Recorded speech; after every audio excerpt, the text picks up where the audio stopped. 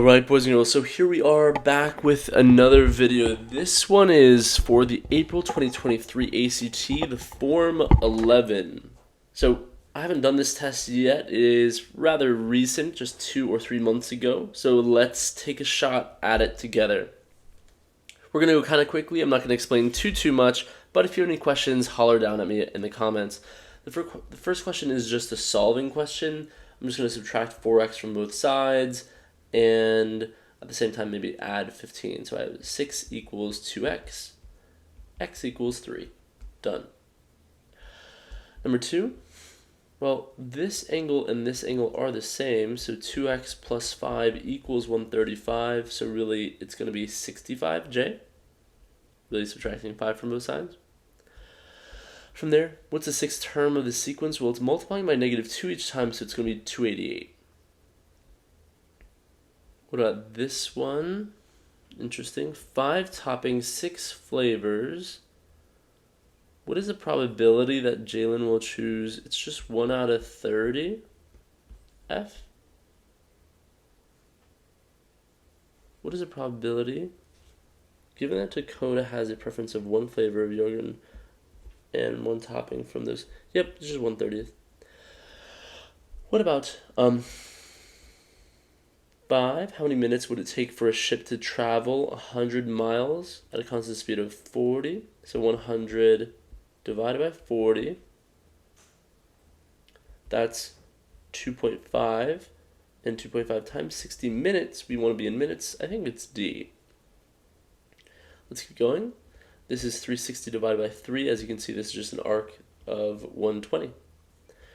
What about 7? This is absolute value of 1 minus absolute value of -4. So really that's going to be 1 minus 4 is -3. B. 1 minus 4, yep. What about this one? This one's kind of gross. I'm going to subtract 1/4 from both sides. 2/3 x equals 8. Multiplying both sides by 3/2.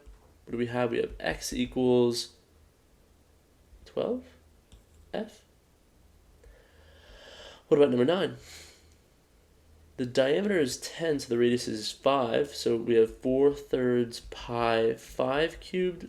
So 125 times 4/3. C. Oh wait, 125 times 4 is 500. Oopsies. Let's go to number 10. What's the vertex of this rhombus? Well, a rhombus would look something like this, I think. Isn't it 5, -1? It's H. Really, a rhombus would make that shape. Let's come down here for number 11. 25 feet by 30 feet and 3-inch line segment to represent its width. How long a line segment should Lizette draw to represent the length of the rectangle? Interesting. So this is 3 to 25 is equal to blank to 30. It's a proportion, really. I'm just going to cross multiply. 90 divided by 25 equals question mark. Should do it. 90 divided by 25. I'm getting 3.6, so C. We're flying. Come over here for number 11. 11 is slope, it looks like. So it's rising 1, running 9. It's 1/9. What about number 13? Number 13 is asking which of these are functions. Well, which of these don't pass the vertical line test? Well, that one doesn't pass the vertical line test, so 2 does not work. 2 is trash. All the rest work. It's E.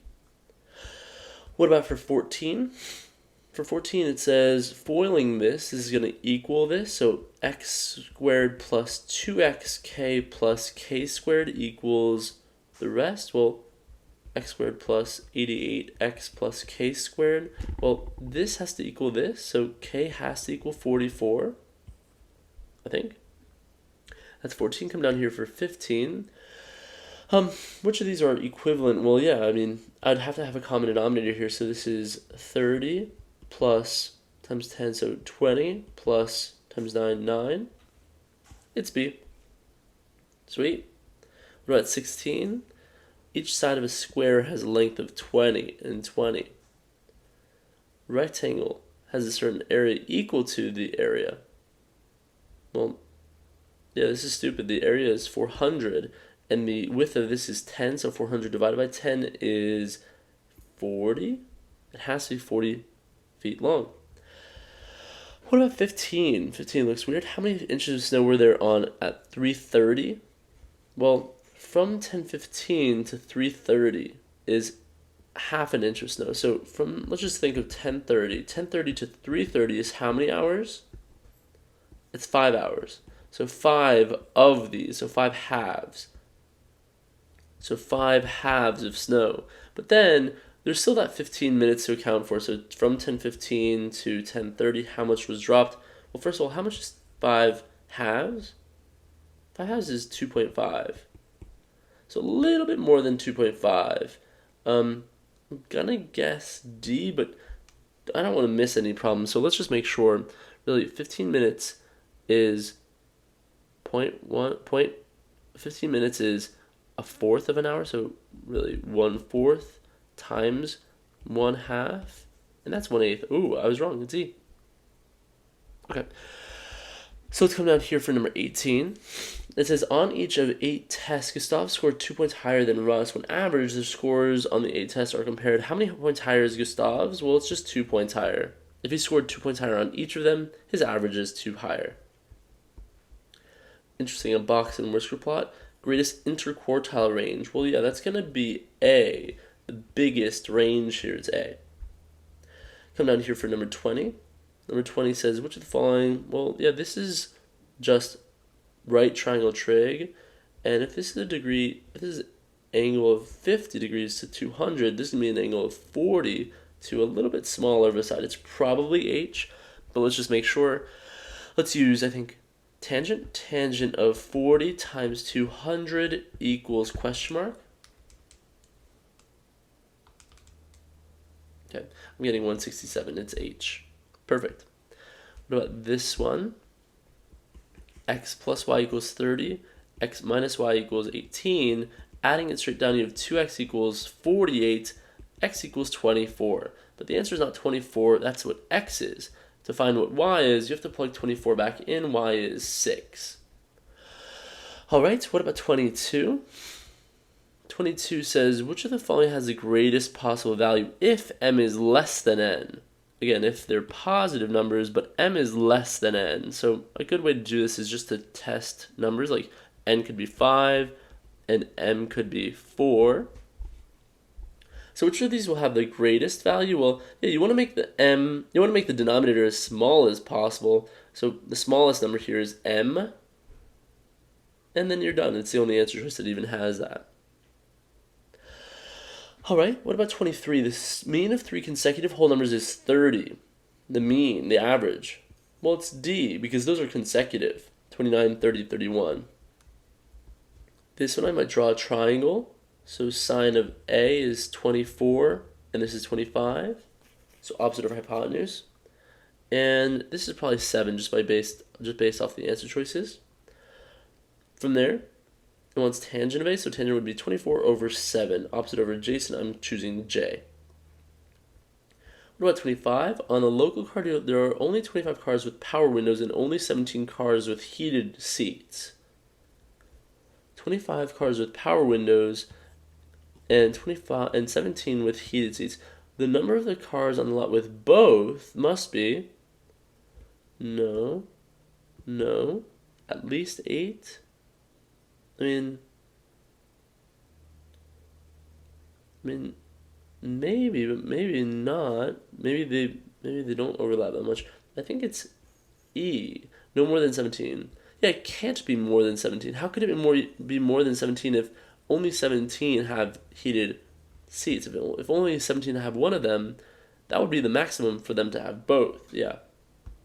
Weird. Let's try 26. To determine the number of fish in a pond, a biologist catches a random sample of 200 fish, tags them, and releases them back into a pond. A week later, the biologist catches a random sample of 120 fish. From this, 32 have tags. So 32 is to 120 as 200 is to question mark, I guess. Very weird. 32 have tags. Yeah, okay. So just cross multiply here and we should have an answer. I'm getting 750J. Sweet. Let's keep going. Come over here for 27. What amount in equities? Equities. Well, yeah, this total has to add to 50. So 2x plus 4 plus x plus 4 has to equal 50. At which point, subtracting 8, this is 42, 3x equals 42, x is equal to 14. And if x is equal to 14, then this is 2 times 14 plus 4. So really, what is that? 2 times 14 is 28. 28 plus 4 is 32. So 32% was the total. Interesting. So at that point, I think we can create another proportion. I'll do 4 is to 100 as 32 is to question mark. Well, yeah. This is 8 times as much. 4 times 8 gives you 32, so this would be 8 times as much. It's C. Interesting. Let's keep going. Take a look at number 28. The probability of drawing a green marble is 2/15. How many yellow marbles are there in the jar? The probability of drawing a green. So 14 equals 2/15 x. So I'll multiply both sides by 15 halves. So there are 105 marbles in the jar completely. So subtracting 21, subtracting 40, subtracting 14, I'm getting 30J. What about 29? 29, this question shows up on the ACT all the time. What's his rate while traveling? So he was traveling this. It's really 6 hours, and they traveled 300, so 300 divided by 6 is 50D. Sweet. Oh no, it's a passage. So here it says, what is the positive difference between given of average distance from Sun to Mars? So I'm looking here, average distance. I'm looking here, Sun from Mars and Mercury. So I guess it's just 141.6 minus 36. Let's see what we get. I'm getting 105.6, but remember that there's probably some kind of a conversion. Just looking at the answer choices. Oh, it's in millions of miles. So I got 105.6, but that's in millions of miles. So that's 105 million miles. It's J. All right, let's take a look at 32. Oh, sorry, 31. 31 says, according to the table, which of the following expressions is equal to the difference in feet per second between the gravitational acceleration of an object near the surface of Venus and the gravitational acceleration? Interesting. Expression is equal to the difference in feet per second between the gravitational acceleration of an object. Where's gravitational acceleration? Oh, here? The values given are percent of this. Surface gravity. Oh my gosh, this is complicated. Surface gravity. We're talking about this, I guess. So, what do they want between Mercury and Venus? So Venus is 90.7 and Mercury is 37.8. So yeah, what's the difference there? 90.7 minus 37.8, I'm getting 52.9. Which of these is equal to the difference? Okay, well, yeah, I guess I didn't have to use my calculator. They just set it up for us. It's just B. Interesting. Weird. Anything else in this passage? Oh no, 2 more questions. Yeesh. So let's take a look right here.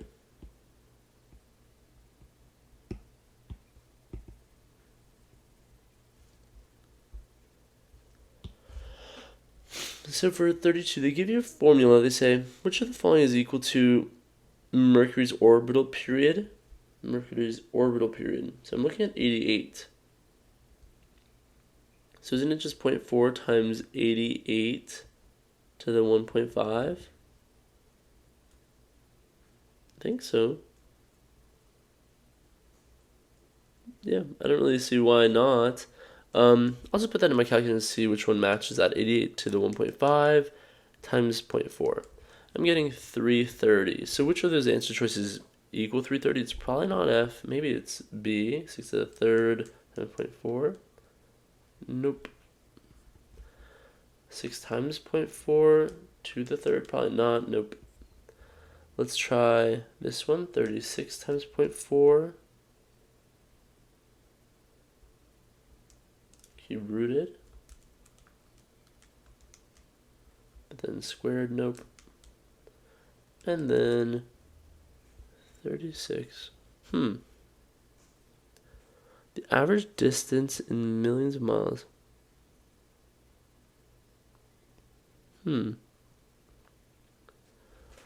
Wait a second. According to this, Earth days. Oh, T is 88. Oh no.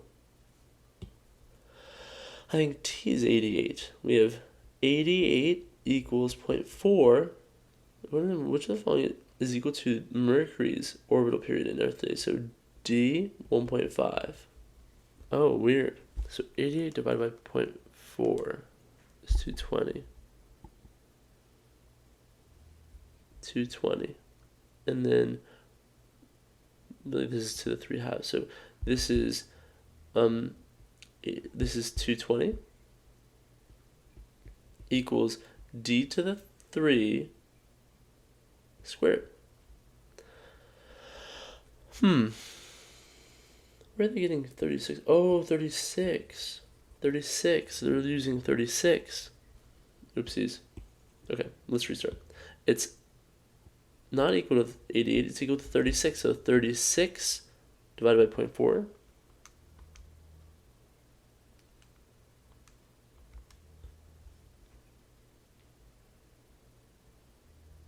D, the average distance. My gosh. This is a weird one. T equals 0.4 times 36 to the 3 halves. So which of these is equivalent? Yeah, going back to the answer choices, which one looks the best here? Well, the square root of 36 is 6. It's G. Wow, that's really gross. Let's go to 33. 33 says, to the nearest integer, what is the surface temperature in kelvins of Mars? In kelvins.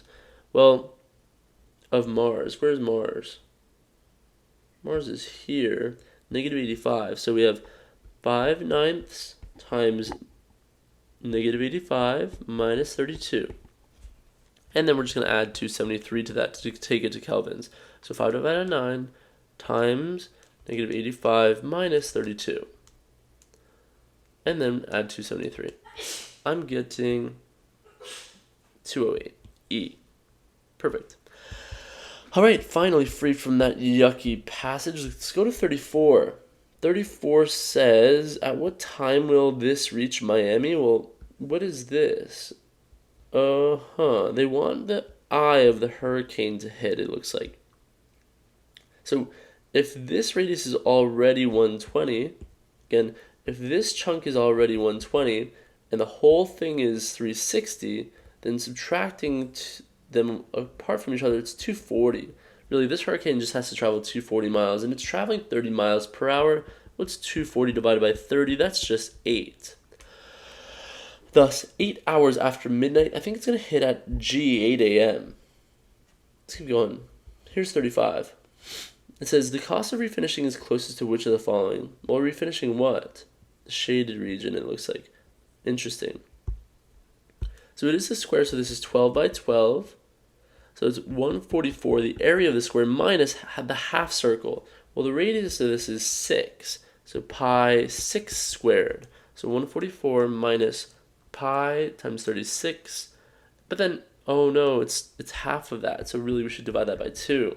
So 144 minus 36 pi, but then divide by 2. Okay, so I'm really getting 87. 0.4. But then there's a cost with that. So times 6.25, I got 546C. Cool. Coming to 36. For 36, I just create a system of equations. This type of question shows up all the time. 3x minus y equals 2, and x plus y equals 4. There are other ways to do it using the answer choices, I think, but I'll just do it this way. If I add straight down, I have 4x equals 6, x equals 3 over 2. At that point, plugging, or 1.5. Plugging x back in here, 1.5 plus what? Well, plus 2.5. So x equals 1.5, y equals 2.5, or really, x equals 3 over 2, y equals 5 over 2. What do they want? They want x over y, so 3 over 2 over 5 over 2. We have 3 over 2 times 2 over 5. They cancel. I'm getting h. All right, let's take a look at 37. 37 says, Julia will serve grape juice from 12-ounce cans at her graduation party. She already has 3 boxes that each contain 12 such cans. How many more 12-ounce cans of grape juice does Julia need to exactly serve 60 guests 8 ounces each? Well, hold on. Julia will serve 12 grape juice from 12-ounce cans at her graduation party. She already has 3 times 12 with 12 cans. 60 guests, 8 ounces each. So what's 60 times 8? 60 times 8 is 480, I think. Minus, so 60 times 8 minus 3 times 12 times 12, because that's what she already has. 3 times 12 times 12. I'm getting 48. She has 48 ounces to go. If she needs 48 ounces still, well, that's 4 extra cans of juice. 48 divided by 12 is 4. Sweet. Come over here for 38. We're getting towards the harder questions. It says, what fraction of the students ride the bus to class? Well, this is bike, this is bus, this is walk. Wait a second. It's not going to just be 1/3. 3/5 of all ride the bike to class. Among the rest, what's the rest here? 2/5. Interesting. So 2/5 times 1/3 ride the bus. That's going to be 2/15. The answer is G. All right, that's 38. Come down here for a vector question. Interesting. So if it's v minus u. So if I go v and then minus u, so if that's normal u, minus u will be like this.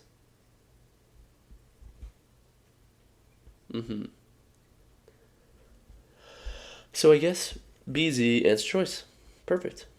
It's the only one that does that, really, like that and then like that. Perfect. Come down here for 40. Susie ran 3 laps on a circular path with a radius of 49. What is the closest that she drove? Well, 2 pi r is circumference of 2 pi times 49, but we have 3 of those. So what's 3 times 2 times 49 times pi? I'm getting 930. Done. Oh boy, another passage. This is not fun, but let's try our best. It says, what is the total revenue from entry in dollars from scientific notation? In scientific notation. So 300 people paid early. So 300 times 25 plus 400 times 35 plus 300 times 45. Let's see. 300 times 25 plus 400 times 35 plus 300 times 45. I'm getting 35,000. 35,000 is what? It's D, but that's not in scientific notation. I guess it's B. It's kind of slippery. Let's take a look at 42. 42 says, Kirk ran the first X miles of the race at a rate of 7 miles per minute, and the rest of the race at a rate of 8 miles per minute. Of the following, what's the total time in minutes that Kirk took to run the race? Well, I don't know. It does give us some information up there. It's 5 miles up there. So what's the total time? So distance equals rate times time. So distance divided by rate equals time. So the distance divided by the rate is equal to time. X is distance, so x divided by 7 plus x minus 5 divided by 8. Yeah, x minus 5, because if the whole race is 5 miles long and he already ran x of it, we should actually do 5 minus x, right? Let's do 5 minus x over 8. So I guess it's G. Interesting.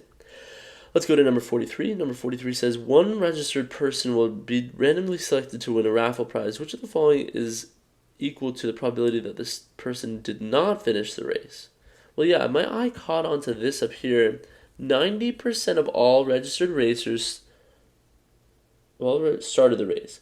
95% of those finished the race. So, how many people did not finish the race? Well, 1 minus, it's E.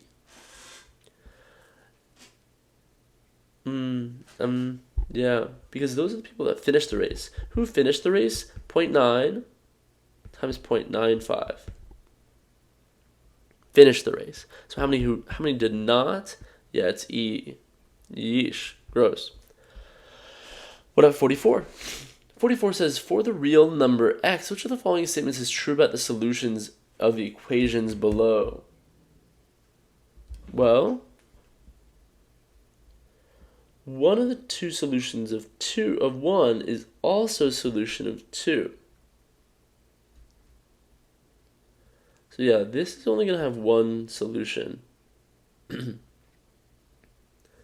This is going to have two solutions. One of the solutions of 1 is also a solution of 2. Yeah, it's F. Yeah. This has one solution. This one has 2 because it's absolute value. Okay, let's keep going. 45. I've seen this type of question before. This is 5, this is 5, and this is 4. So how many of these are white? Well, half of them. So 5 times 5 times 4 is 100, and half of that is C. Cool. What about 46? 46 says that this parabola has an x-intercept of 3 and 15. So really, we have x minus 3 and x minus 15. Really, going back to 3 and 15. If that's the case, then what's halfway of that? Really, I think 9. So x equals 9 is halfway. G. That's the axis of symmetry. What about 47? 47 is a really classic ACT question. It shows up all the time. So 330 divided by 4 is 82.5. Looking at just the 0.5 tells me that it's halfway through the cycle. It's A. Come here for 48. 48 is an adding fraction question. First of all, you could just combine these. They already have common denominators. So I have 2a minus b over a plus b over a minus b. At which point, I'm just going to multiply this by a plus b. Common denominators, a minus b. At which point, distributing this, boom, boom, boom, boom, I have 2a squared minus ab minus 2ab plus b squared plus ab plus b squared all over. Notice that some stuff cancels out. I think this and this cancels out. And I guess that's it. It's really 2a squared minus 2ab plus 2b squared all over a squared minus b squared. Interesting. So I guess that's our final answer, but they did pull out a 2 from it. The answer is H. All right, what about 49? Prime factorization. I don't know what that means, but it looks like they're just chopping 588 up. So chop this up. So 63 is really 9 and 7, and this is really 3 times 3 times 7. And then there's 5 of those, really 5 sets of those. So 3 times 5 is 15. Come here for 50 when you're ready. Number 50 says mean, median, mode are all 4. So doesn't this have to be 4? Just based off the mode. if that's the case, I have 2, 6, 4, 4, 1, y. For the mean to be 4, I have to average these. So average them, I'll add them all up, and divide by, I guess, how many terms is that? 6, and that equals 4. So solve that, really multiply both sides by 6. I have 24 minus 2 minus 6 minus 4 minus 4 minus 1, and y is 7. Therefore, the answer is J. xy is 28. Almost done with this test. We're flying. What about 51? Well, 51 says that I have a graph of this and this. What is the sum of the y-intercepts of the function? Well, this is one of the y-intercepts, negative 12. And the other y-intercept of this function, of the other function, is setting the x's to 0. How do you ever find an how do you find a y-intercept? You set the x to 0. So 2 times negative 8 is negative 16. I'm getting negative 28 as their sum. Sweet. This is an easy test. What the heck? What about 52? What does it want? It says, how many square inches of the tablecloth are red? Well, wait a second. Which one is red? 4 red rectangular strips. Each is 2 inches wide, but 36 long. So how many of them are there? There's 4 times 36 times 2. But then if you take a look, isn't there some overlap here? There's some overlap. So I don't think we want to count those. Keep in mind, those are boxes or squares of 2 by 2, by 2, by 2, by 2, by 2, by 2, by 2, 2 by 2. So really, the area of those are each 4. So I think we should subtract 4 of those. Remember, because if you're counting this and this, you just counted that little box twice. So let's just subtract it. 4 times 36 times 2 minus 16. Oopsies. 4 times 36 times 2 minus 16. I'm getting 272F. All right, we're flying. What about 53? 53 says A rhombus B. So this. So I have A plus AB star B. So really, what does star mean? Star means this. So I have A plus AB times B plus B. Easy enough, I think. This distributed, we have AB plus AB squared plus B, and we're done, it's D. Weird. What about 54? What relationship must exist between Y and K? Well, if they're being multiplied, don't you add? So it's x to the y plus k equals 1. And really, what is 1? X to the y plus k equals x to the 0. Anything to the 0 is 1, so x to the 0 is 1. Therefore, y plus k equals 0. Yep, done. F. Number 55, oh my gosh, this is just quadratic formula. The answer choices are screaming quadratic formula. I have x equals opposite b, plus or minus square root of b squared, so 1 minus 4 times 3 times 5, all over 6. So what is that? That's going to be negative 1 plus or minus square root of, what's 1 minus 4 times 3 times 5? 60? 1 minus 60, so negative 59, all over 6. And I guess the answer is just D. Remember that negative square roots, that negative 59 becomes I root 59. Let's go to 56. 56 is an interesting question, really dividing out, it's an ellipse, right? So let's divide out 36 from everything. Ellipses always equal 1. The equation of an ellipse is x minus h squared plus over a squared plus y minus k squared over b squared equals 1. So yeah, let's divide by 6. We have